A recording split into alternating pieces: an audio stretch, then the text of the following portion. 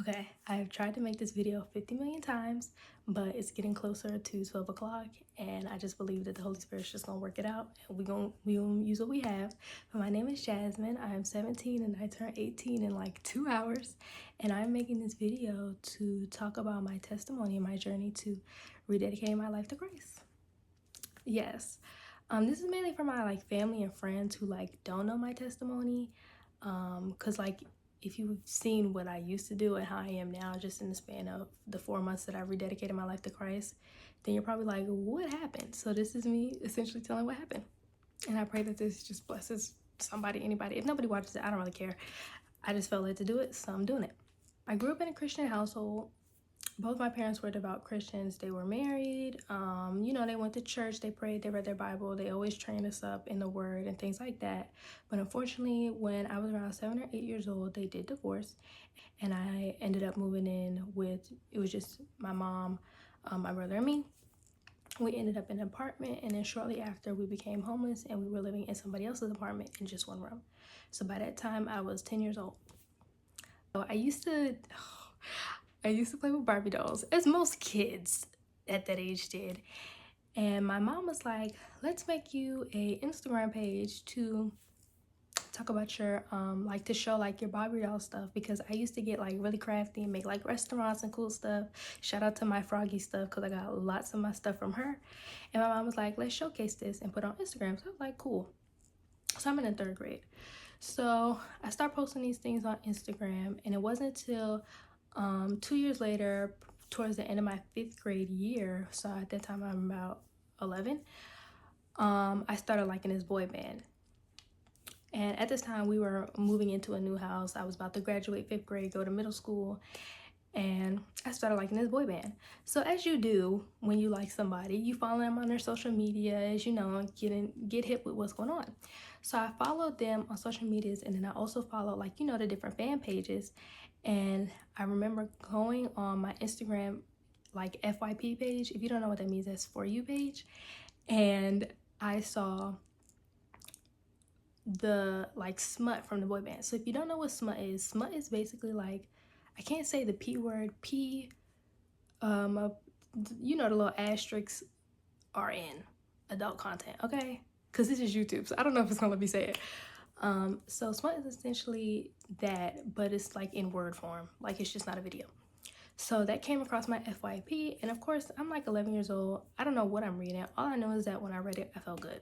And that is where my journey with lust, where I like to think that began. So I started consuming that content, branching out. I was reading Wattpad stuff there, and then also we had moved homes, and then I began engaging in, I don't want to say adult activities, but solo activities. Mind y'all, I'm 11. I don't know what I'm doing. All I knew is that it felt good, and I think part of me knew it was. I don't think I knew it was wrong at the moment. I'm trying to remember all this stuff because I'm 17 now. But anyway, so that began my journey with lust, and at this point, it is right before my 6th grade year. So all throughout from then to till honestly March 2020, COVID. So literally, maybe I think that's a year. Going from towards the end, maybe like May, June of my 5th grade year so that's 2019 to March 2020. I was consuming this content, and I didn't really know what I was doing was wrong. So once it hit March 2020, of course, as we all know, COVID hit, and we were stuck at home. So I was doing the same things as I was normally doing, but once it hit towards the end of the school year, like the end of my 6th grade year, this is so embarrassing, but this is part of my story. My mom, and let me preface this by saying, all throughout this time, I'm going to church, constantly in church. My mom was constantly in church, praying the house down, okay? So this is all going on during this time period. But I remember my mom asked me like, well, are you guys Christian? And it's so funny because I was just reading about this in Luke today, and it was like when Jesus asked Peter, like, but who do you say I am? but it was essentially that was what my mom asked me. But she asked me like, do you have a personal relationship with God? And I was like, no. And I remember being very angry. I don't know why I was angry that she asked that, but I said no. So fast forward to the end of my 6th grade year. I'll never forget, I had watched Princess and the Frog, and if you know the scene, like, I think the guy is Dr. Facilla. He's a villain in the movie, and it's the scene where he gets sucked into the headstones.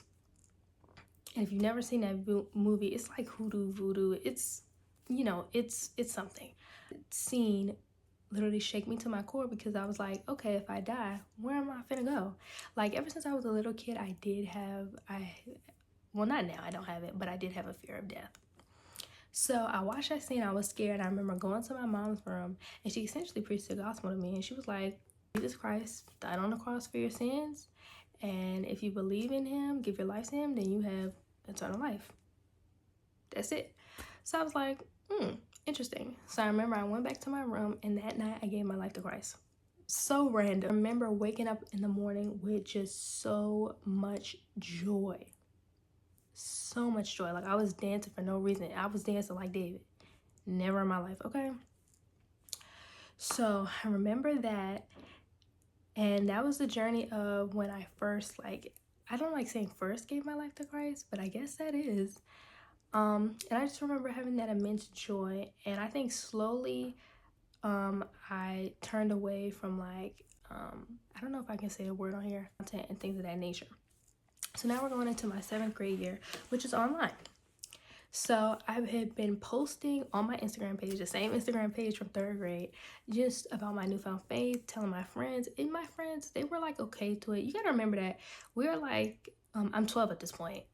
12 years old, like, you know, and I didn't really have friends who were like very, very prominent in church.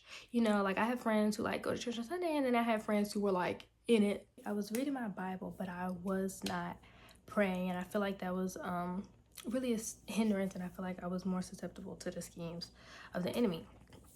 But mind you, even though I had a mom who was strong in the faith, I definitely take after my father's side of the family, and I don't talk about my struggles or talk about those type of things. We don't really share those type of information, okay? So that was my main issue. And then also at this time, I started having an attraction for girls. My mom never explicitly told me that homosexuality was a sin, but I just remembered that it was bad. That's how I remembered it. My 12-year-old going on 13, you know, around the time mine. So I was going through that, just my friends questioning my faith, me feeling doubtful, like I don't know what I'm talking about, falling back into lust, in and out. And I honestly think it weared me down, and I didn't understand that being a Christian wasn't going to be easy. I don't think that clocked in my 12, 13-year-old mind, but all these feelings essentially drove me into a deep depression. And also being at home, I feel like it isolated me more, and I started pushing people away. Suicidal thoughts came, and I even almost attempted to take my own life. So this is all in 7th grade. And I remember also during this time, like, I was on TikTok, and I used to follow Christians on TikTok. And during this time, which I feel like this is really not funny, but it shows the enemy, I started seeing a lot of videos about deconstruction. Deconstructing your faith is essentially questioning your faith. And that isn't inherently a bad thing, but the goal is it wants to bring you closer to God, not farther away from him. And the people in the videos were making sense with their claims, but it wasn't like I was over here looking for counterclaims. Like, I'm 12 to 13. Well, I'm 13 at this point. And they were just making more sense, and I was just like... When I say they were making more sense, I mean, like, they were giving claims, like, against God or against Christianity. Not against God, but, like, believing in God, etc. And it sounded convincing, and I wasn't, you know, looking for evidence. Remember, I fell into lust again, and I just said, I'm done. Like, I can't do this anymore. Like, it's obviously not working if I keep falling back into it. Not even understanding the gospel. But anyway, and I gave up, and I remember I threw my Bibles away. Oh, that hurts me to say. And all these different things, and I just essentially gave up. So now we're going into the summer before my 8th grade year, into my 8th grade year. I started reading books about homosexuality, trying to see if it was a sin or not. I remember telling my mom I'm not a Christian anymore, I'm agnostic, and her just being very confused. If you don't know what being agnostic means, if I'm remembering it correctly, it means like there could be a God, there might not be a God. That's how you feel. So I'm going into my 8th grade year, and I'm honestly just feeling very alone, feeling very lustful, and just having all these like desires in me. Like I'm fully immersed in my flesh. Like I'm reading adult content, watching adult content, reading all those different types of things. So then, going to my 8th grade year, I started having a crush on this girl. That was the point of contention between me and my mother's relationship. I think she was just hurt, and she prayed, and I think her prayers truly worked. And I remember she gave me, when I told her that I did like girls, I remember she gave me the good book, Gay Girl, Good God, by Jackie Hill Perry, and I remember being so angry, and I threw the book away. During this time, we were just kind of like bumping heads the whole time. And I honestly think her righteousness convicted me. I honestly think it did. But anyway, back to the point. So I'm going through these things,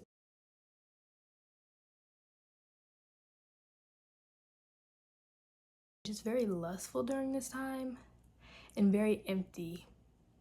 Very empty. So I'm still in 8th grade, but we're coming up upon like December, January. So we hit January, and unfortunately, my father passed away unexpectedly due to a heart disease that he had that we were all unaware of. And I remember, this is so crazy to say, but I remember feeling in my spirit that he was not there and that he wasn't alive anymore, but we didn't know at the time that he wasn't. And I remember just being like, what is this feeling like? Am I going to say it? And I wasn't going to say he actually had passed away. So this, I feel like, just kept me on that downward spiral of me kind of like, just feeling very alone, feeling very empty. I can't say I was not mad at God during this time due to personal reasons, like just when my father's passing. Like, I wasn't mad like, God, you did this and da da da, because I knew it wasn't him. Well, now I know, but at the time, I don't know, it just wasn't a thought. But anyway, we went through that, and I was a daddy's girl, so that was very hard for me, and that was essentially my first loss in life, truly. So I think that just drove me to act out even more. I ended up in a relationship with a girl, and it was just mainly bit off lust. It lasted like 2 weeks. Just being very angry, sowing discord. Like I was doing a lot of things from the point of just my 8th grade year was a roller coaster. Okay. So once we hit the end of my 8th grade year, I again just felt this time I felt like I was surviving, like I was there. Like imagine like you're in a crowd of people and you're just there. Like nobody's noticing you. You're just there. And we hit my 8th grade graduation. I was just excited to get out of there. Shoot, I was very excited to get out of there. So we're coming upon my 9th grade year. I'm still engaging in Lush, doing all these different types of things. And of course, I'm going into high school, which high school is a whole new territory. So I remember going into high school, and I think I was just trying to fit in, like dress like how most girls do at that time, crop tops, all those different types of things. But of course, my mother, she wasn't playing all that. I tried my best. I was still engaging in lust, things of that nature. I started talking to guys, but like I was kind of just the phrase young and turn, just young with like very minimal turn, like no drinking, no smoking, just lust and promiscuity, but not all the way, if that makes sense. Well, it's all lust and promiscuity, but not like to the far end. So I was getting in that, and I started talking to a boy. We started dating, but then I was like, hey, he's childish, so I broke up with him. But then I was bored, so I got back with him. And that's the premise of most relationships in today's culture. It starts off because you're daggone bored. That's the problem. But anyway, so we got back together a second time. Then we broke up. And then fast forward to, so the time that we broke up twice, this is my 9th grade year. I'm 14 years old going on 15. This is maybe, trying to remember, October, November. And now we're fast forwarding to April. So I started texting him because I was bored, mind you, still engaging in lust. And of course he texted me back, and next thing you know, we was dating. So now I got somebody to really pin these, these lustful feelings and desires on. So we're coming towards the end of my 9th grade year, and we started getting a little bit of handsy, and we got caught. Yes, child. And I'll never forget my mom saying, now that I know, that she was like in her spirit that something wasn't right, and that she caught us right at that moment. So I was like, that's funny. I'm telling you, God gonna expose you, no shade. He will clock that T. But anyway, I remember her being so disappointed to me, to the point where like she did not speak to me, and I think that was just her getting her emotions together. And then she spoke to me and she was like, I don't like that you did this, da da da da, how does this make me look, blah blah blah blah, and that was it. And I remember feeling very angry, because it's like, I'm 15 now, I'm about to go into the 10th grade, like, like I can be young and turn, girl, just dumb, just plain dumb. But we thank God for his grace and mercy. So that's how I felt. And I remember, I was still in a relationship with the guy. She didn't make me break up with him. And I remember after that, I was kind of a little bit upset at myself, and also upset at my mom. And I remember I made the decision. I was like, okay, I don't want to do anything, engage in any adult activity till I'm 21. And he was like, okay, cool. And then weeks later, I remember I went from 21 till I get married. And he was like, okay, cool. So we're still dating right now. We're going on to the summer before 10th grade year. And, we're still dating. He's seeing the queen. Let me not say the queen. I've been forgetting, like, people are actually going to see this, and y'all might not know me and, like, what I normally say. But, yeah, that's one of the things I say. And, so, yeah, I'm going on my 10th grade year at this point.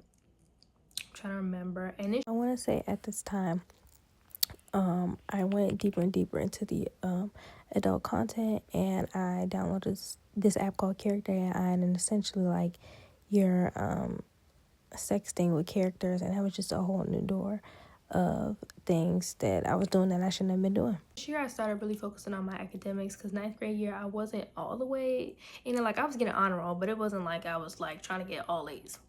But I was really gunning for all A's. This school year, mind you, me and the boy are still in a relationship, still fueled on lust, still feeling empty, but I had something to idolize and to put all my emotion and my effort in. That was my idol. That was my golden calf, okay?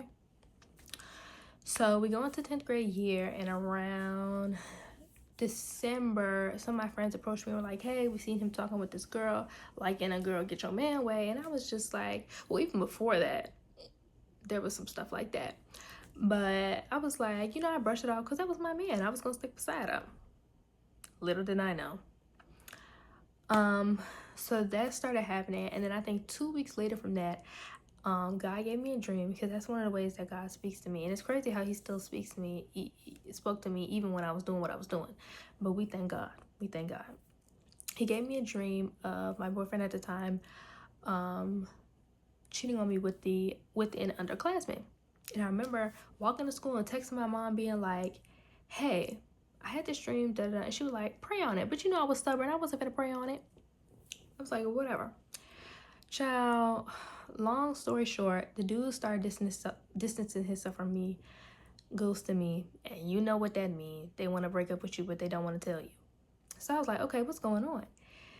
And he was like, you know how guys are. I'm not gonna say that mean, but you know what I mean? And I was like, okay, well, do you want to break up? And he was like, I don't know. So I was like, okay, let's revisit this conversation in the morning. Mind you, this is December of 10th grade year. So in the morning, I say, okay, what you want to do? He breaks up with me. Baby was flabbergasted. That was my man. I was in shock, in tears. I was gonna say in tears almost, like the meme Manini, but I was actually in tears. So I was very upset, because I idolized this relationship, and now it was gone. And this was also my first, real relationship, lustful relationship. I've been doing this since, at this point, I'm 16? 4 years at this point. And it's just digging deeper and deeper, because that's how lust works. It just keeps going. It don't get no better, because you always crave something new. So I'm engaged in that at this point, and I'm going through a breakup. And I remember in January, I was like, you know what, I'm gonna get off my phone more, and I'm gonna stop, watching content, you know, doing this stuff, you know, all that type of stuff. I'm going to like do it in moderation or try not to do it at all. So I tried to do it in moderation. And then I realized I could not do it. And then I was like, okay, let me try to stop doing it at all. And I realized I could not do it. And I panicked because it finally hit me that I was addicted to this stuff. And it's funny because I feel like we talk about men so much and how they're addicted to adult content when we, well, not all men, but you know, most men. And we really don't talk about how that is the same for most women, especially with smut. But anyway, back to the point. And it reminds me of a quote that sin feels like freedom till you try to stop. And that's definitely what it was. So I remember trying to stop. Mind you, I was doing it not with God at this point. I'm just trying to do it on my own willpower, on my own strength. And I remember just giving up, continue doing what I was doing, just trying to heal myself and find myself after this breakup. So I finished the year off. I also, at this point, made the decision to get into one of my school's like very rigorous academic programs for the next school year. So that, well, for the next 2 school years, 10th and 12th grade, meaning that'll be a lot of work, you know, all this different type of stuff. And I also got the opportunity to go to a college over the summer, you know, so everything was looking good, but you know, I still wasn't in the best frame of mind. Like I was still addicted, I was still lonely, and to be honest, I did fear God, and I really did fear that those trumpets was gonna sound, okay? And I was gonna get left behind. So the summer before 11th grade year, I bought a Bible. I'm slowly like leaning back into God, especially because I was in the choir the year prior, and you know, you're singing gospel music, and I'm just slowly but slowly the seeds are being planted. So we get into before my 11th grade year, and I try to start reading my Bible, you know, give my life to Christ. I'm feeling that joy, but just like in the parable of the soils, Jesus talks about, I think it's the soil where you hear the good news, but then you get tempted and then you just give up. That's essentially what I did. And not only was it just me giving up, but it was also the shame and guilt. Shame and guilt is the enemy's favorite tactic. He's so unpredictable. Not even unpredictable. He's so unoriginal. Wrong word. And I just got stuck in that shame and guilt cycle, and I remember I didn't go back to God. And that's one thing, piece of advice: when you sin and you fall down, you go straight back to God. Don't let the enemy fool you with the shame and guilt. Go back to God. So I went through that and I gave up, and then I tried again in August to like read my Bible, get in my word, you know, But by the time I hit September, the same thing happened, and I got sucked in that shame and guilt, and I gave up. And especially with me being in this rigorous academic program at this time and point, and seeing all the validation stuff I got by being like such a high performing student, that became my new idol. That became my new golden calf, and it also put in my mind a state of perfectionism. And I feel like I apply that to my relationship with God, where if I was sinning, I was failing. That's it. God didn't want me. God didn't love me anymore, and that's a lie straight from the pits of hell. So I gave up on my relationship with God, and I was just like, you know what? I'm gonna just focus on academics. Mind you, I'm still engaging in adult content, all those different types of things. So now I'm child. 2 things is up on a pedestal. I'm still feeling lonely. Like I would get praised at school, then go home, do work, and just be empty. No life, no real joy. So I went through that pretty much for, honestly, all of my 11th grade year. Truly all of my 11th grade year. And it wasn't until recently, of course, before my 12th grade year, where I just decided enough was enough. I could not keep living the way I was living, knowing that what I was doing was wrong, and I knew that I was convicted. Literally, I was convicted. And I just said, I don't want to feel like this anymore. I don't know if y'all know that sound by BoJack Horseman, I think, and it's like, I don't want to be in a hole anymore. That's truly where I was at, and I was like, God, okay, I'll do what you want. I don't care. I'm giving it all to you. And July 10th, 2025, I rededicated my life to Christ. And that leads us to now. Now, I don't even know what time it is, but it's November 20th. And I've been at this for almost 4 to 5 months. Wow. And if you would have told me that I would be sitting right here making a video about my testimony to share online to people, I would have looked at you like you were a boo boo the fool if you would have told me this when I first gave my life to Christ 4 months ago. But look at how God works, okay? But I say all this to say God can use anybody, okay? Anybody. Literally, like, that's all I got. God can use anybody. And don't believe the lies of the enemy that you're too far gone for Christ, that he does not love you, or that you can't question God, or that you can't just all these lies from the enemy, straight from the pits of hell.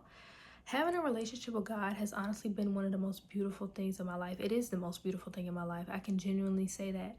The love, the joy, the peace, the reassurance, but also the conviction, the discipline he has given me, just watching him grow me in literally every single aspect of my life is just mind-boggling. And this is only in the span of 5 months. I can give y'all so many things that he has done in my life. The patience he has given me, oh my gosh, I am way more patient. I'm way more kinder. My hobbies have changed. I don't bed rot anymore. Like, I actually have hobbies now. I'm way more productive. And of course, God's gonna push you out of your comfort zone. And I'm not saying a walk with Christ is necessarily easy, because you're essentially dying to self. But I can definitely say I'd rather die to myself than live in this world. Truly, I'd rather die to myself than live in this world and just be unfulfilled and looking for everything to satisfy me. And guess what? It's never going to satisfy you. Money is not going to satisfy you. Lust is not going to satisfy you. Music, that boy, that girl, that relationship, shoot, any other religion. Keep it real. Any other religion. Well, any other God, but, well, that's a lowercase g because there's only one God. Truly, your hobbies, all this stuff, it's not going to satisfy you. The only one who can satisfy you is Jesus Christ. That's it. And that's it. Like, I'm not going to sit up here and lie to y'all. I'm not. That's it. And not only can I see the growth of myself, but I truly believe other people can see the growth of myself, the growth in me, and just see the light of Christ in me as well. I've actually gotten a lot of compliments. That's also a funny part. I've gotten a lot of compliments from people, and I really feel like they don't like me, essentially. They just like the light of God in me. But I've died to self, to pride, to lust, homosexuality, all these things. God has really just stripped me, and he's continuing to strip me and grow me in every aspect in every my life. And I can just only give him all the glory and the praise and all the clout. If you see anything good in me, it's that one up there. It's the man upstairs. So yeah, I say this all to say, wow, Dorinda, what Dorinda say? It's by the grace of God. But yeah, I just wanted to share my testimony, because I feel like for the people who know me, this is kind of, I don't want to say an overnight switch, but it low-key was an overnight switch. So I just wanted to share my testimony and know that this was not an overnight switch. This was a journey, and truly, God loved me at every stage. And I'm glad that I met him when I did. And I truly encourage anybody watching this to surrender their life to Christ and just pick up their cross, because I'm telling you, it's the best decision you're ever going to make in your life. And now I'm going to go pray into my birthday, because my birthday literally starts in a couple hours. But, you know, God just gave me another year of life, and who would I to be to not give him the credit and not share what he's done in my life, especially when he's about to give me another year of life. So I hope this blessed you guys, and have a great night, and give your life to Christ. That's all I got. Love you.